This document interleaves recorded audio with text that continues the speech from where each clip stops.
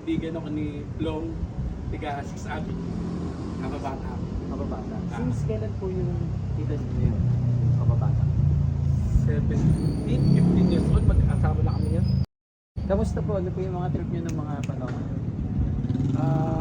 Sada na.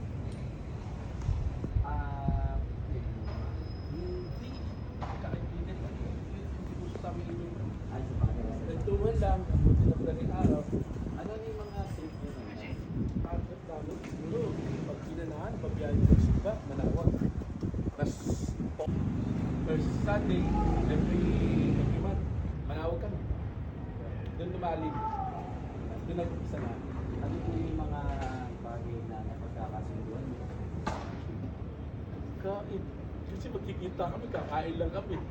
The rest, inuman, wala eh. Gangster. Pero gangster na hindi ko masabi mabuti, hindi ko masabi masama. Pero mas lamang tumutulong. Hindi lang totoo eh. Hindi lang naman ako magpapatuloy yun. Kasi kung hindi siya magandang kaibigan, hindi ko siya kasama. Hanggang naging sinilong siya, magkasama pa rin kami. Sabi ko, ano? Punta ako sa Quiapo, balikan kita.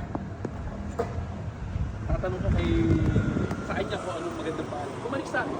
Tol, okay na. Meron na ako ng bit-bit na pangalan ng floating na ito. Sige ka, umpisa mo. Hanggang dinala niya sa akin yung unang damit niya.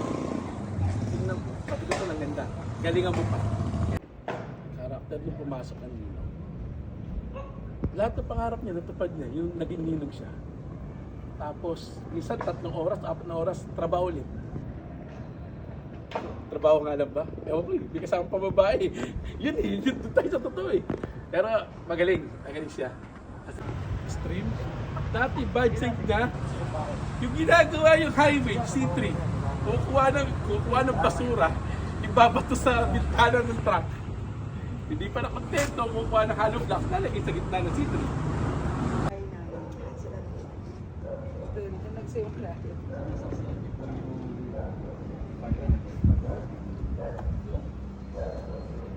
Kamusta po yung pag-ibig? Yung paglaki niya, yung sense na magagawa, yan. Which is hanggang ngayon, bit niya, yung pagiging daredevil niya. Kasi ano yun eh, kumbaga kung noon, yung pagiging daredevil niya, dahil lang sa kakulitan niya. Pero ngayon, na nag-mature siya, yung pagiging daredevil niya, ano na, sign of maturity niya. Yun yung pinakamasakit noon, kasi yun yung time na nagsisimula ka ng umangat eh. Tapos biglang mawawala yung isa sa mga dahilan kung bakit ka umaangat. So yun, kaya ay hindi namin talaga malaman kung paano siyang Ano po yung tsura ng vlog? Paano niyo po siya? ramdam ko na mabigat na yung nararamdaman niya. Pero pinipilit